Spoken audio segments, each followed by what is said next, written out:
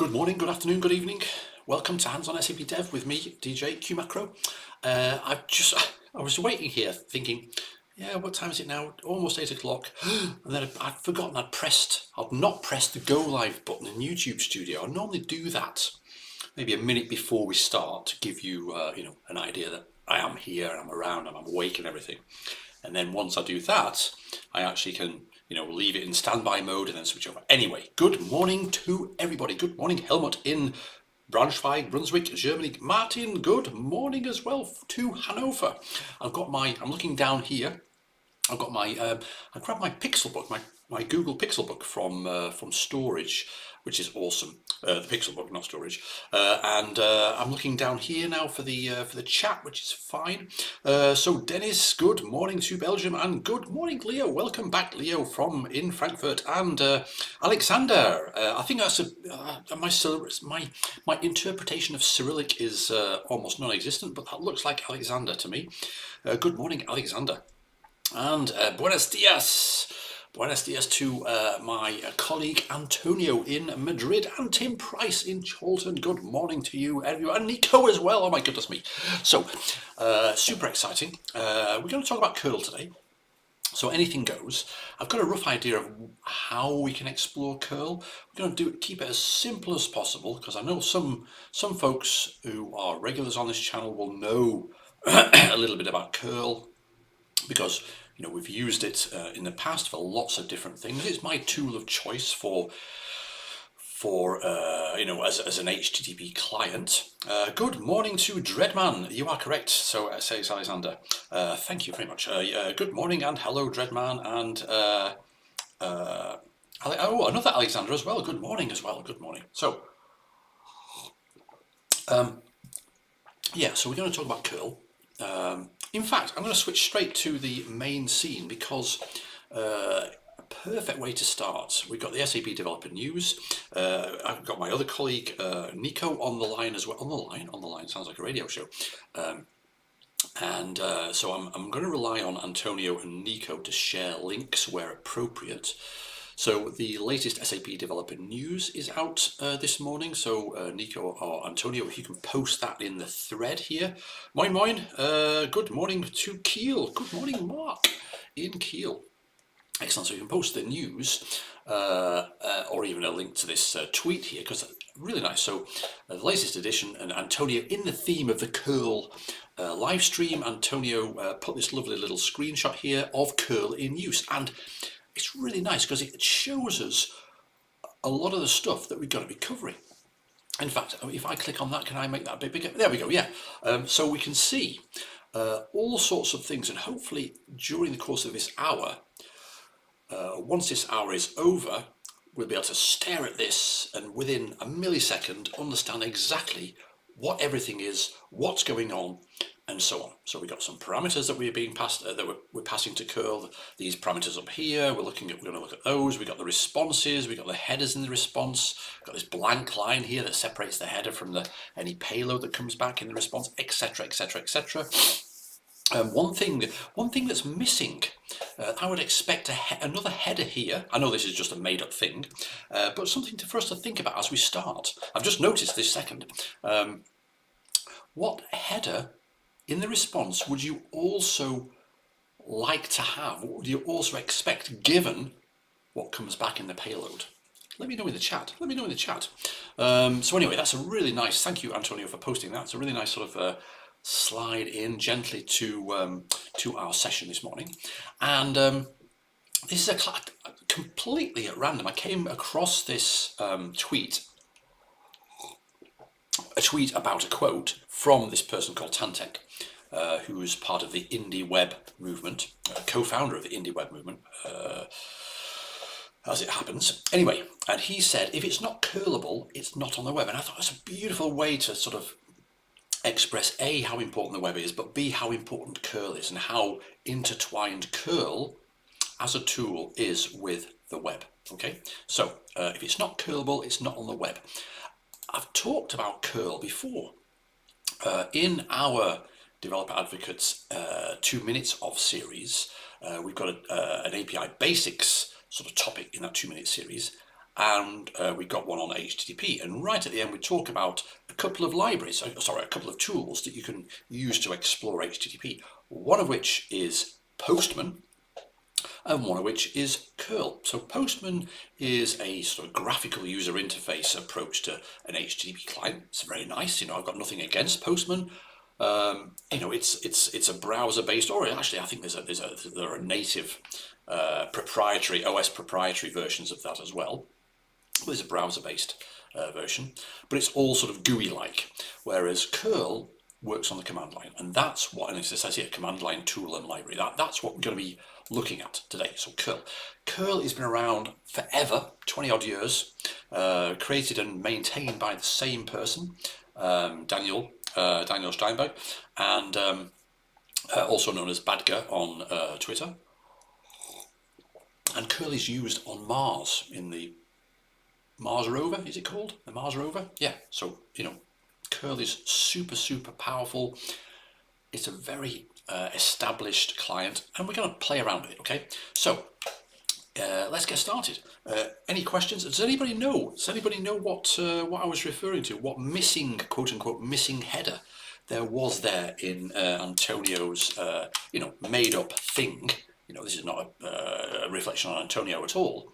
I would think, I'll give you another couple of seconds. I would think that there's one header that we would like there. Anyway. Let's go back. Let's go here. Oh, no, actually, let's go and have a look at the API Hub. Because what I thought is, we need something to do for real. Let's log in, why not?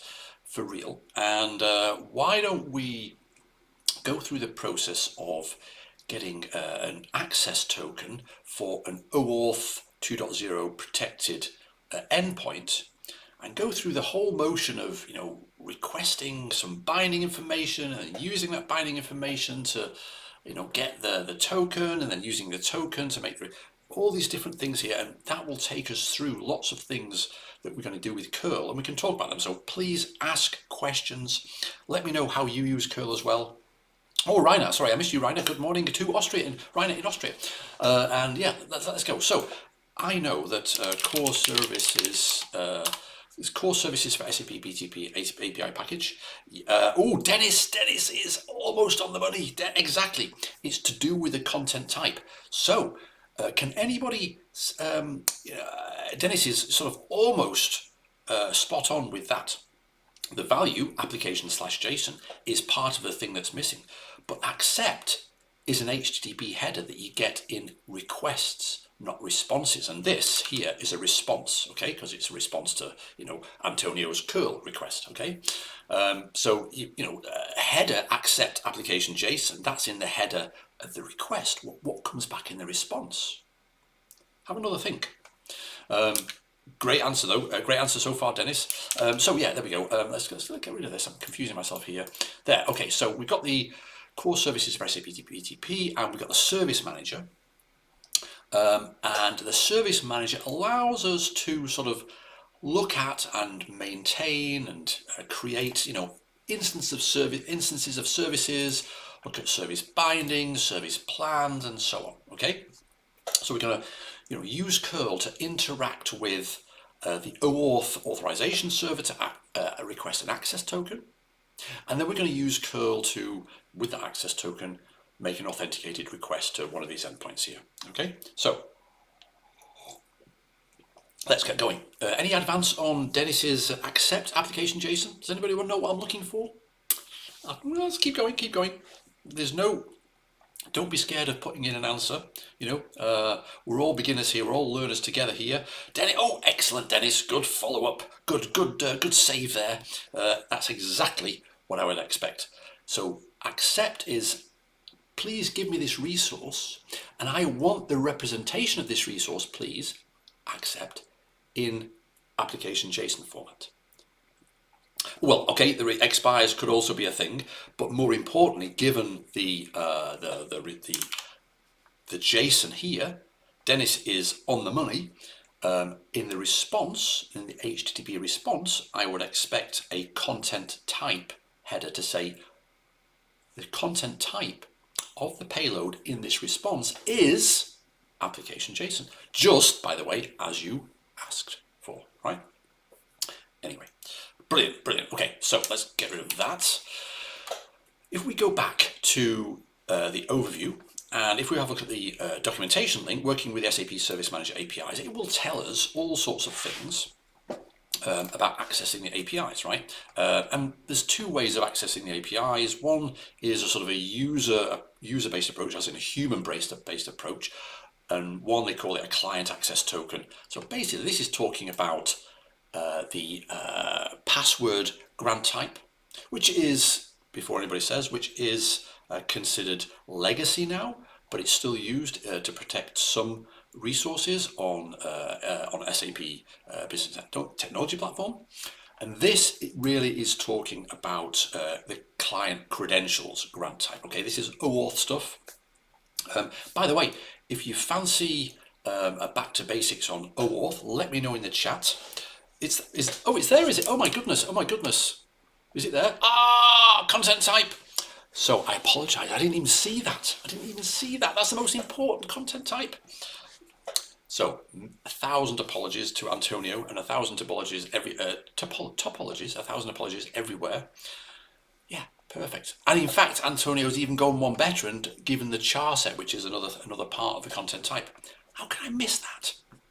Anyway, you can tell I'm making this up as I go along. Brilliant. Okay, well done everybody for humouring me, because I'm an idiot. There we go. Okay, so accessing the APIs. So we're going to start up going through here. We don't have to read this all together, but in fact, the Service Manager. In fact, let me just put that, working with the SAP Service Manager APIs, accessing the APIs. This here, I've actually got here. There we go. I can put that in the chat. There we go. There's the chat. There we go. Service Manager. Yes, on back to basics on OAuth. Okay, that's got one vote from Martin. Thank you very much indeed. Let's anybody else any more on that? So user access. Get an access token. So again, just a general. We're not talking about OAuth here, but we've got to go and get an access token. How do we get an access token? We have to do this. Now this. I have actually sent a message to the documentation folks to say, can we have this a little bit nicer formatted, please? Because it's like ridiculous. What is going on, right? But anyway, let's copy that and let's bring it into, something where we can read it a bit better. Okay, so why don't we say here? Where are we here? Okay, I've got that there. So vi scratch. There we go. There. Okay, fine. So that's what we need to do. So let's stare at that. In fact, why don't we stare at that for a bit? This is giving us an example of a curl command, okay? So curl being this sort of universal HTTP client, it's useful everywhere, and no wonder it's used here. So let's just split this up for a second. Now I'm going to split it up. Why don't I do, in fact, let's not do this. Get that there, and delete that. There we go. That's better. Okay, so now we can start to sort of look at the different parts. Okay, let's just stare at what the documentation is telling us first of all. First of all, we need to specify a URL. Okay, fine. Let's just do that here. And I'm going to put a line continuation thing so we can continue on different lines. We've got a URL here, region domain. That's going to be EU10. I mean, let's not go into too much detail on the old, let's see, BSP region. That tells me my region, which is EU10, so it's EU10 there. Let's just replace that. We're not going to do anything fancy because I want to concentrate on curl. EU10, there we go. OAuth subdomain. Oh yeah, BSP subdomain. Now, by the way, if you're wondering, yeah, we'll have that subdomain there. That's fine. Subdomain. Let's put that there. Okay, fine. Let's join that together again. The subdomain, the BSP is just a little script. No, I don't want to kill it. I want to make it's just a little script that will do a BTP JSON format JSON get account sub account and then grab the property that I specify and then just return it. Okay, because if we do that, BTP format BTP get accounts sub account, it'll give me all this information and also of course format JSON. If we do that, we get it in JSON format so I can grab easily, for example, any particular property here, any particular key, right? That's that. Okay, fine. So that here, you know, we're doing that so far. Are we okay? Okay, so let's now split them up. Oops. And have a look at what these do, right? Because it would be nice to have this a little bit tidier in the documentation, wouldn't it? There we go, and the data. Now, okay, username and password. Fine, let's just stop for a second and just stare at this. This looks, to the uninitiated, quite a complex thing, right? But actually it's quite straightforward. What we're saying here is we want to send an HTTP request to this URL. Okay. Now I like, in fact, let's open up another window. Curl. You can do a curl help. Okay, and you can also do a curl help category to have a look at all the different categories that you can get help on, right? And also you can do man curl, of course, as normal, and blah blah blah blah. And one of the things, one of the parameters, where is it there? URL is --URL. So you can specify a URL directly, just like that. But I like to have everything given to curl through parameters because it looks neater. Okay, you know, that looks a little bit ragged, so I like to put, oops, URL. I'm getting too excited. I think I've drunk too much coffee. There we go. There's the URL, right? And also, in most cases, curl will allow us to specify parameters in a short form or a long form. So if I have a look here and curl --help, you'll see that we've got a -i --include protocol response headers in the output. Okay, so that's the equivalent of being able to see the response headers that we saw in Antonio's screenshot that I completely failed to spot the content type header, right? So that's what that one's doing there. So I'm going to say here, include, okay? Include. Now, x is the same as saying request. So when you, I do this because I'm going to just change my seating slightly. There we go. Because then I look at a curl request like this, you know, a curl invocation, and because I'm using the longer parameter option terms, I can see what that is, right? Request post. I want to send an HTTP post request.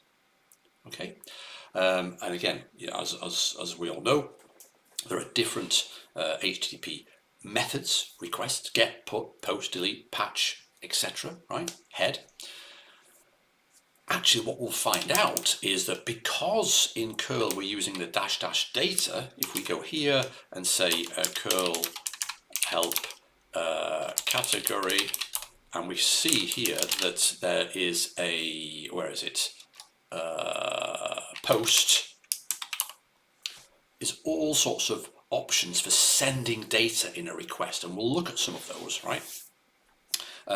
And when you specify any of these options, curl will by default use the post method. Okay, by default, if you don't use the --data or any of the data options or parameters here, right, it'll use get.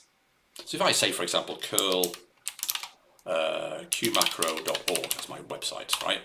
It'll just, okay. Oh, there we go. There's a very interesting thing. I wasn't expecting that. So that will just use a get. Okay. In fact, if we say verbose, show me what you're doing. Be verbose about everything. Okay. Let's explore. It will say. Let's have a look at it. Curl verbose. Right now, has anybody used the verbose? I'm sort of. This is a bit random, but verbose is probably the most powerful, the most wonderful thing you can know about curl. And it's understanding the output of verbose makes you, gives you superpowers. So there are 3 types of output that you get when you say verbose, and this is to help, like, what the heck is going on? Why is this curl request returning something unexpected, or it's not working? Use verbose. Now you get 3 types of output, and all these different outputs either start with an asterisk, or with a greater than sign, or with a less than sign, okay? Now the asterisk is like curl telling you stuff. You know, this is what I'm doing right now. You know, I've connected here, I'm trying this IP address because I've done a DNS lookup and I've resolved qmacro.org into an IP address. You know, it's going to use a default HTTP port of 80, right? Verbose saved my bacon several times. Yeah, verbose is so important to sort of embrace, right? Now, can anybody guess what the greater than signs mean? Right, the greater than signs is curl showing us what it's sending. So imagine that's like an arrow. Curl is sending, first of all, yes, oh Martin, that's a good reminder. We want to talk about URL encoding, don't we? Yes. Remind me later, okay? I think I thought of an example this morning where we could do use URL encode. It's sending the request, and we can see here it's sending the GET request, okay, using the GET method, and it's sending a slash, as in this is the path info that gets appended to the domain name that I've specified, okay? It also by default sends a user agent. It sort of identifies it itself. I am curl. You know, this is, you know, rather than Chrome would send a user agent that says I'm Chrome. Safari would send a user agent saying I'm Safari, whatever, you know. And also it's saying, give me any sort of representation. I don't care. I don't know what I want. I don't care what I get. Asterisk dot asterisk, anything dot anything, right? Asterisk slash asterisk. Okay, and then curl tells us, you know, other things it's doing, and then curl shows us as well the details of the response coming back. So not only do we see the request headers here, and the headers are very, you know, easy to see because it's something colon and then something else. The response headers, well, actually that's not header. The response headers are exactly the same. Something colon something. Now this thing here is the actual, you know, status code. Okay, the protocol and a protocol version, HTTP 1.1 in this case. The status code 301. You need to go there next time, type and move permanently, and then you get status text as well, move permanently. But then you get response headers, just like we saw in Antonio's. Okay, and you know, we're not going to dive into those very much, but the content type, we've said I want anything. Content type, it's given us by default is text HTML. Now, because we got a 301, because we got a 301 move permanently, what we also expect to see in the response headers, and this is in you know, the HTTP spec, is we need to also be given where it's moved to, the location. Okay, so here's another example, and also we can see at the bottom there, you know, we get a bit of a response to say move permanently, right? You know, to display in the browser if we were a browser. Now, if we were to do that again and say, verbose location at the top there. Now, if we say here, curl, is it in there? Curl help, no, man curl, locate, look up location, there we go, location. If the server reports that the requested page has moved to a different location, this option will make curl redo the request on a new place, right? That's exactly what we want curl to do, right? So let's quit out of that. So basically this says, if you get a 301 or a 302, follow it, okay? So now we get more HTML, and let's have a quick look at the, there we go, curl, where is it? Where's the start? Okay, there. We get the move permanently, we get the location, and then it says ignoring the response body and then trying again with subject. Yeah, okay. Yeah. The other thing is, right, check this out. The other thing is, the location is HTTPS qmacro.org, and that's why we get a ton of asterisked prefixed things, because this is all to do with the with TLS, right? With TLS, with a certificate. So, you know, generally you can sort of look into that if you need to, but that's why we get all that asterisk output in the second request that curl has made automatically, because we've told it to follow the location of a redirect. So we do a get / on qmacro.org, but https qmacro.org. So I've gone to qmacro.org with HTTP and it said, oi, no, go to HTTPS, right? Redirect to secure. We get a ton more output, and also we get a bigger output, content length 11K, right? And then we get all the HTML of my web page. So there we go. How do we get onto that? Verbose? I can't remember.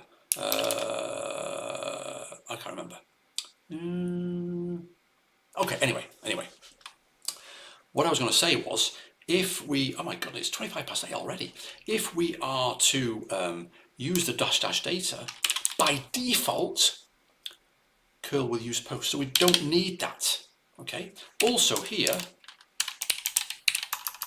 let's just have it a bit nicer and use the long things here. And this is saying, I'm sending you information, and I want to send a header, content type, application, x-www-form-urlencoded. That is the URL encoded name value pair approach to sending information, which we can see in here, right?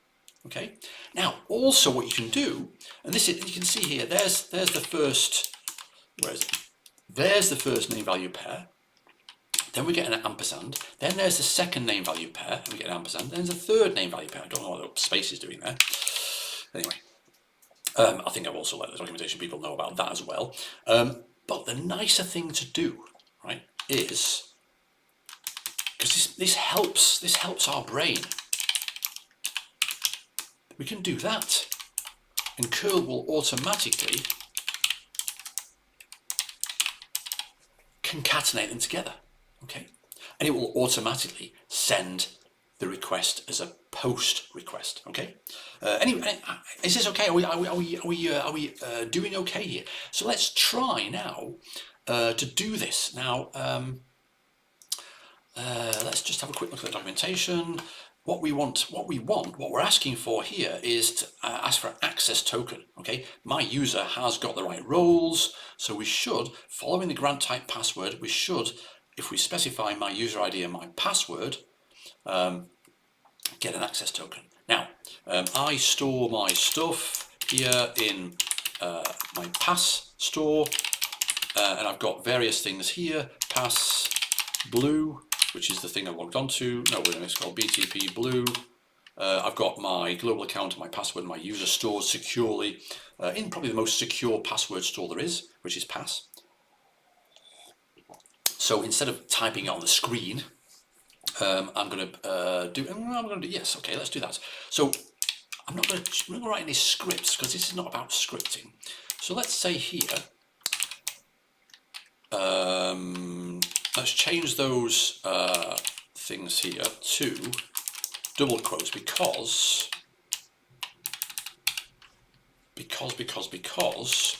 I'm going to then invoke something. What's it called? Pass BTP Blue user. Is it called user again? What was it again? User and password. There we go. Yeah, user. And pass BTP Blue password. Okay. Now, let's see what happens. This should give us, theoretically, according to the documentation, what should it give us? An access token. Well, it should give us a bit of JSON with various information in there. Okay. Now, Service Manager grant type password. Yes. Okay. Fine. Let's do that. What's going to happen? What's going to happen? Shall we run that? Shall we run that? Include. We want to include the response headers, not the request headers, which is fine. I'm going to run it. Yes, I'm just going to switch to secret for a second, just in case I'm pretty sure the password thing is. Type my passphrase in. Okay, there we go. Let me switch back. We got an error, right? Could not resolve host service manager.cfx. What's going on? U10. There we go. So let's just do that again. I messed up the URL, didn't I? Let's edit that. Service Manager, CF hannah.ondemand.com. Let's try that again. Okay, run that. There we go. Now. What do we get as a response? What do we get as a response? In fact, why don't we do this and pipe it into JQ just to sort of format that nicer. Oh, actually, one second. We can't do that because we get the output as well. Let's just look at the response for a second there. We get 401 unauthorized, as in content length, blah, blah, blah. You get application JSON back, the service, an Nginx server, which is quite interesting. And it's basically with a 401, the server has also got to give us an HTTP response header. This is where and how you've got to authenticate, okay? And it's telling us your user authentication failed. So either the information in here, in my password store, is not correct, or there's something else going on, right? What do you think might be going on? My password is quite a strong password, and it's got some strange characters in. So going on what Martin just said, what do you think might be happening? Bearing in mind that what we said is that, dear server, we are sending you information, and that information is in the representation x-www-form-urlencoded. So what the server is expecting is that the name value in the name value pairs that we're passing, the username here, or the grant type, the username and the password, it's expecting that the values of the name value pairs are URL encoded. It's also expecting that the names are as well, but the names are already password, username, grant type, underscore, you don't need to URL encode that sort of stuff. Now, curl has we had that already, didn't we? Yeah, curl help post. We can see here there's an option data URL encode. Okay, if we say man curl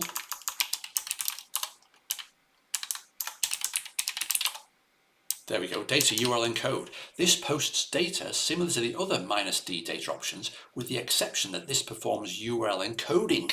Okay, and this is the format here. This will make curl URL encode the content part and pass that on. Note the name part is expected to be URL encoded already. Okay, so that's what we're saying here. Exactly, Antonio's on the money.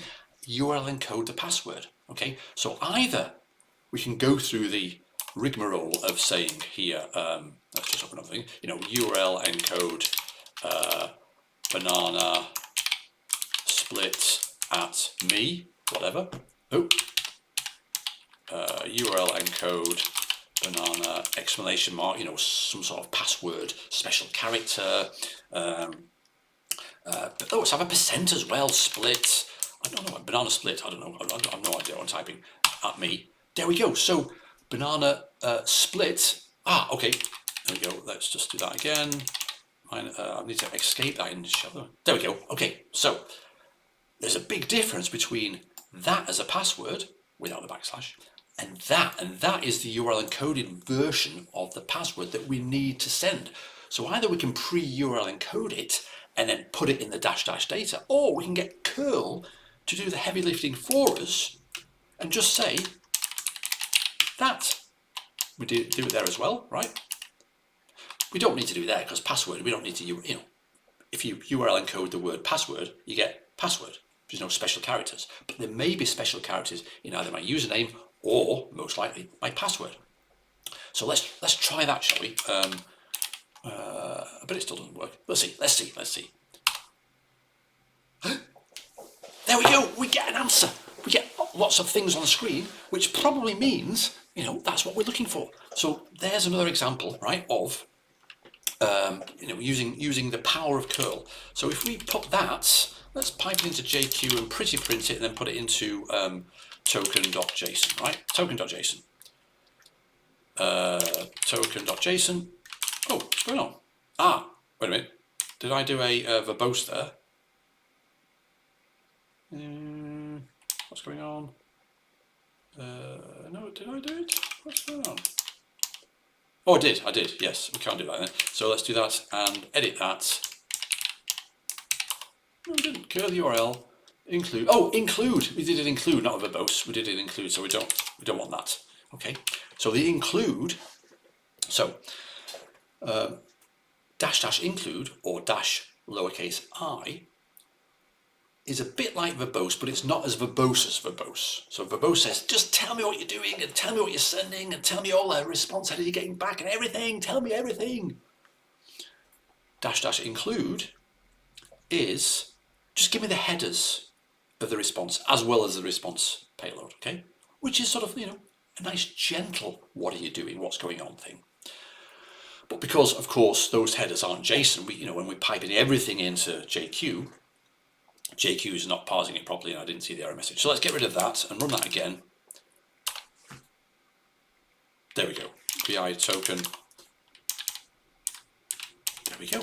So we now, in fact, let's have a look at IJQ token. Again, keys, we get all sorts of different things in this token file. We get the access token itself, we get when it expires, we get the ID token, we get the refresh token, all that sort of stuff. We know all that about OAuth, right? So, what have we learned so far? We've learned about verbose, we've learned about include, we've learned about, let's have a look at that. We've learned about dash dash data, dash dash header, okay? And this is all so super powerful because it's also super scriptable. If we have a look here, for example, I did this thing here to do with Service Manager, which was a while ago, and we can see here that we can sort of script all these different. In fact, there's Sam Whaley from one of the regulars there. There's data-urlencode there. We can script this beautifully, right? Anyway, so we've got a token file. So what else do we need to do now, right? We've got the token file, and then what do we need to do? We've got the access token, and then we have to add the authorization header to your request, authorization, : and then the value, which is the access token prefixed by the word bearer. So let's try that. Let's try that on one of the API endpoints, right? Let's go to, I don't know, service, that doesn't matter, does it? Service offerings, right? Service offerings. So we can do a get on service offerings. Now, if we have a look at the overview, what's the URL? Where is it? Authenticate, no, configuration. There we go. There's the production URL. So let's copy that. And let's just try and build it up manually, right? So let's quit that.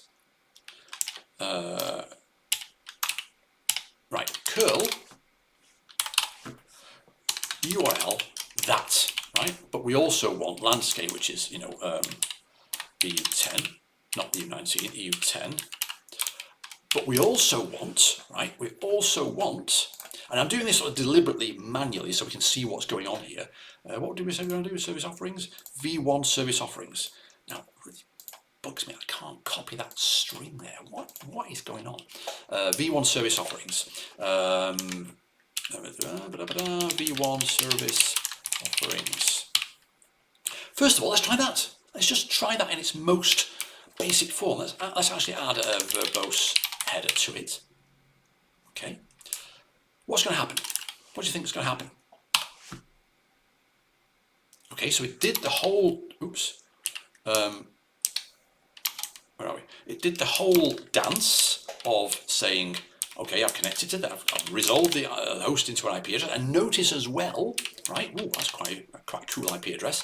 Notice as well, it's port 443. Why is it port 443? Because that's the default port for HTTPS, for TLS-based HTTP. So curl will pick the default port by, automatically. Nico says there, it says landscape and instead of region, not very consistent. I know, Nico. I was trying not to draw attention to that, but yes. I have a number of comments open on this documentation. So yes, good point. Well spotted. Well, I do like Hawkeyes. I do like people who are very precise. So well done, Nico. So it does all this stuff here. I've connected to there, port 443, and it goes over the whole through the TLS thing. We'll just jump there, and then that's what it sends. Get/v1/service offerings. That's the host. It tells it. It also says, "Hey, it's me, curl 7.74," right? and I want anything, right? We haven't specified what we want. We should really say I want application JSON because that's what we're expecting. But anyway, and the response is, notice by the way, if you're wondering what this is, that's what comes back. Okay, you know, the sort of the arrow that way. Am I pointing the right way? I can never remember in the video. But anyway, you know what I mean, right? The arrow pointing that way. Don't forget that an HTTP request or a response consists of the request itself, you know, with a method and so on, then the request headers, then a blank line and an optional payload, and the response is the same. The response, you get a status code and a status text, then you get some request headers, and then if there's a body, a payload, you get a blank line and then the payload. It's a beautiful protocol. So that's that blank line there, and that's the payload, right? And we get unauthorized, and the description is no authenticated user found. Okay, of course, because we didn't authenticate. Let's try that again. So what do we need to specify? Because it says here, right, we need to specify, where is it? Overview, no, wait a minute, where did I see this? Oh yeah, in the documentation. There, we need to specify authorization header, authorization bearer, access token. So let's do that.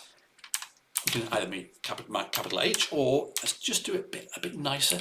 Header, authorization bearer, and then some sort of token, right? Now, you may be wondering,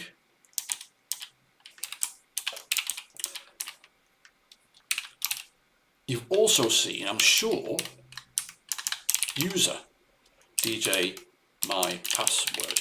You can also specify that, okay? A username, password in curl, and that will have curl generate the appropriate authorization header. And in that case, it will be, in fact, let's do that now. Let's do that. Why not? Yeah, why not? Let's get rid of that one, right? And let's run that one. Let's see what it does. Okay, no authentication cause. This time we get provided credentials are invalid.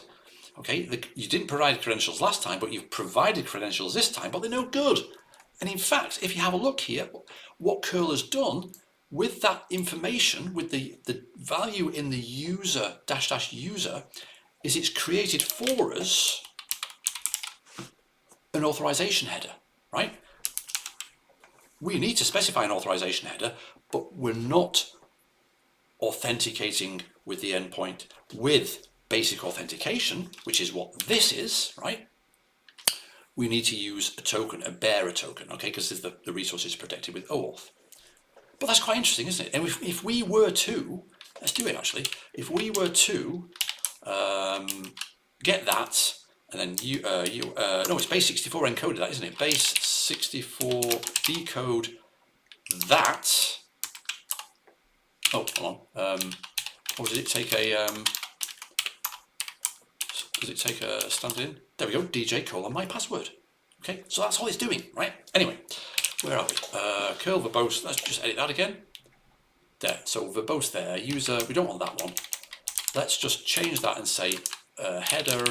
So we're going to build our own authentication header this time. Authorization header rather. Authorization with a Z, American spelling. Bearer.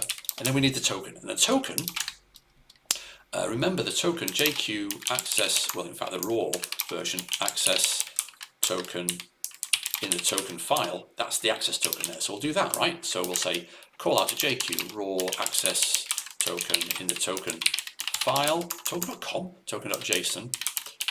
There, let's just see what happens there. And we get some information. Oh my goodness me, we've done it. So let's just, we've done the verbose thing. So let's just have a look at before we do anything else, let's have a look what else we get. We get a ton of data. My goodness, lots of data. There we go, there, right. So there we get to see that curl is saying, it's sending this information, and also this is one big header that it's sending, authorization bearer, and there's the token. And then it also says, okay, well, this is what I got back in response. I get 200 OK. And the server is sending us the resource back. And in what representation is the resource? Application JSON. We didn't specify what we wanted, But by default, the server will say, well, if you didn't specify, I'm just going to send it in my choice of representation, which is application JSON. There you go, have it. Okay, and then we get the response, which is JSON. So now let's just get rid of that verbose thing and pipe it through JQ, and then put it into data.json. Why not? How are we doing for time? 8:45, perfect. So now, okay, by the way, if this disturbs you, this thing here, this sort of progress thing, which, you know, it sometimes does to me, right? Let's edit that again. We can say, be quiet, okay, silent. So now we don't get that progress report, and it just does it, right? Just JFDI, right? So now vi data.json, and we can see we get, in fact, let's just do a ijq data.json, and we get keys, we get the items and the number of items, items, dot name, for example. We get all these different things. This is the data from, where was it? Service offerings. There we go. What's that thing doing there? Why is that going on? What's going on? There we go. Service offerings, we get this sort of response back, right? So it's cool. So we've made an authenticated call with curl. We've grabbed the information from curl to get the token, and then we use that token in curl to actually grab the information. Now, I reckon one more thing we could do, right, is to use curl. Just explore a bit more about how curl is the perfect command line client in that you can put it in a pipeline. Okay. Now, I was thinking about this, how we could sort of demonstrate this. Why don't we create a service instance, right? Create a service instance. And the beauty of that is it requires us, of course, you know, semantically, why wouldn't we be using a post request, right? And it requires us to send in a request body, in a payload, some data, right? And there are two ways to do this. The hard way with IDs, or the easy way with the names, right? So let's just copy that. Okay. And create a file with this information in. Let's see, yeah, in fact, there we go. Service offering. I think, there we go, CIS. Yes, CIS. CIS is a service, and I use that all the time, you know, CIS, what's CIS for? I can't remember what it stands for.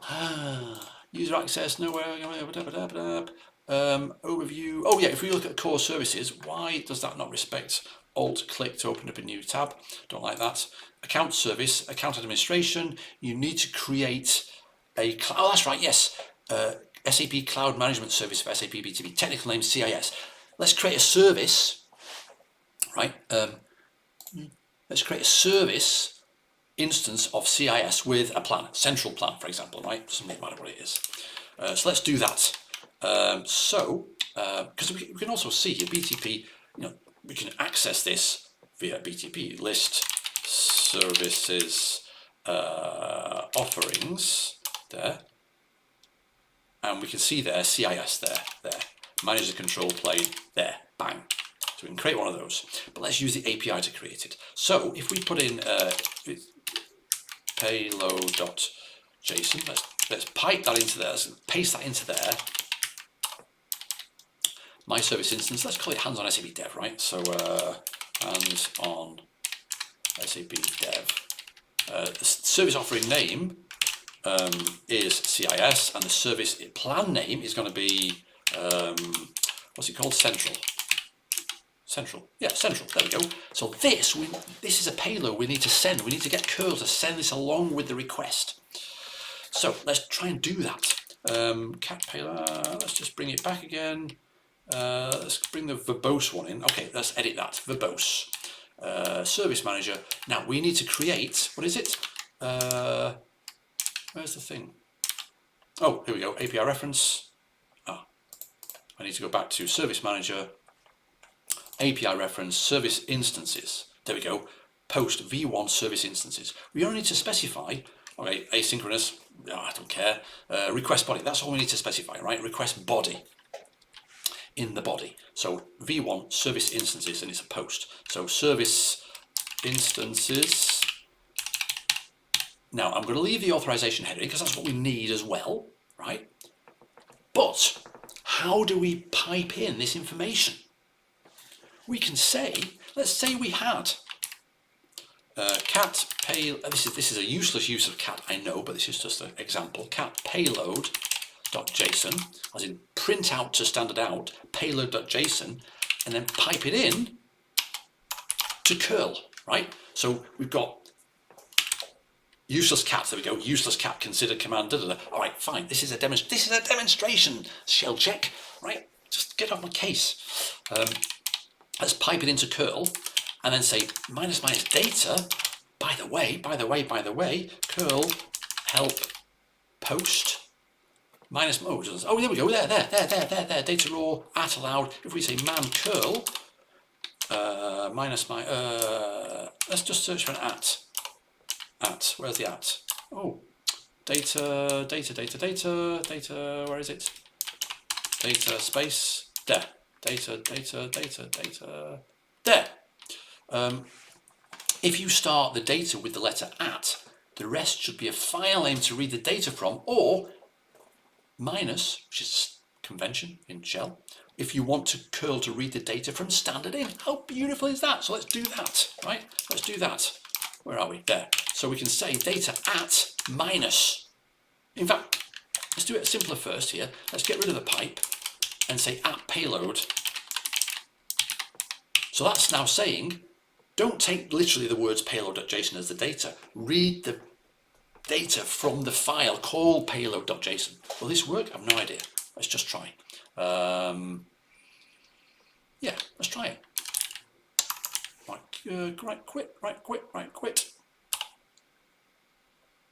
Oh, now, can anybody tell me what's happened here? What's happened is we get a message saying unsupported media type. What does that mean? It means I'm an idiot. It means that I haven't described the payload content type. I'm sending payload. I'm sending some payload in my HTTP request, right? As you can see here, let's go up. This is what I'm sending. A post, there's the request, right? There's the method and the path info, post v1 services instances. I'm sending it to there, blah, blah, blah, accept, yeah, I don't care what you come give me back, right? And there's my authorization header. And then also, it's my son Joseph. 1 second, I'm just going to answer. Hey, sweetheart, I'm just finishing the live stream in about 5 minutes. I'll give you a call back, okay? Okay. You're live on the live stream. Say hi. Oh, hello. Oh, there we go. Anyway, so content length 96. I think characters, payload, 101. Okay, some space. There's some new lines in there as well, right? So it's about that. So that's the length of the content of the payload. Content type, application x-www-form-urlencoded. That's the default content type that curl will send. But our payload isn't of that content type, is it? So we need to specify instead. It doesn't matter which order the things go. Header, content type, application, JSON. Now let's try it. Ooh. Thanks, Nico. Hi, Joseph. There we go. There is. In fact, there's success.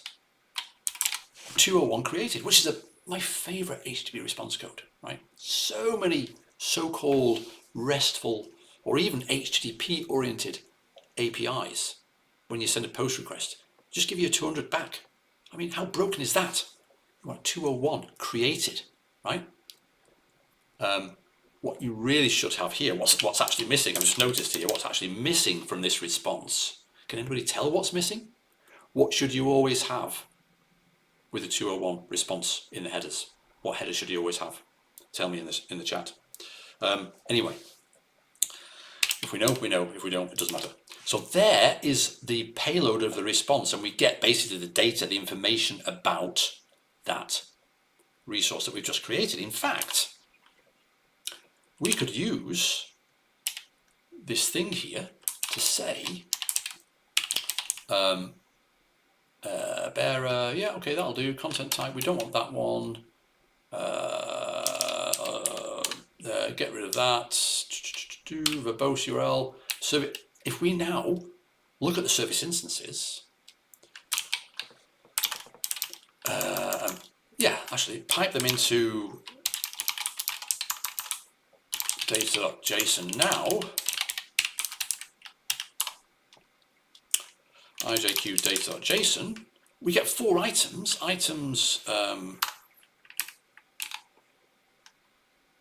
In fact, I'm doing items name. There we go. We get the hands on SAP Dev. It's there. It's there. In fact, BTP list services instances hands on SAP Dev. There we go. So now, in fact, one final thing. I was going to show you like piping in, but we can read from a file. We can pipe it in. The alternative was, right. Let's just go there. Let's get out that. Let's, the alternative to doing. Oh no, where was it? The alternative to doing this. Oh, okay. Instance with the same name exists. Okay, fine. The alternative to doing this is we could say cat. Let's say you had some sort of process. Blah, blah, blah, blah, blah, and that produced some values that when you wanted to pipe in to curl, there, you can do that, right?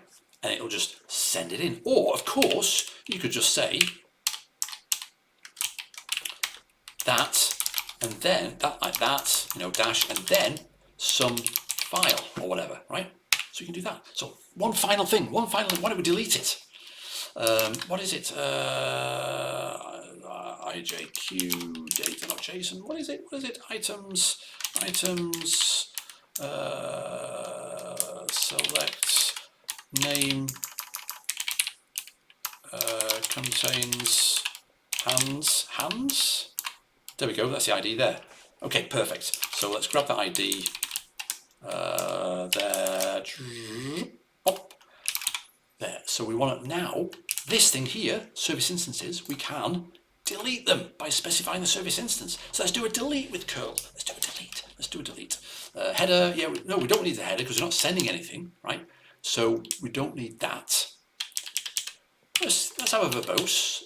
Service instances, but we also need now the ID. Okay, right, cool. Authorization, we don't need to send any data. Are we ready? We're going to try and do, oh, no, we're not ready. What's going to happen if we do this? John, welcome John, by the way, and bye. If we run this, what's going to happen?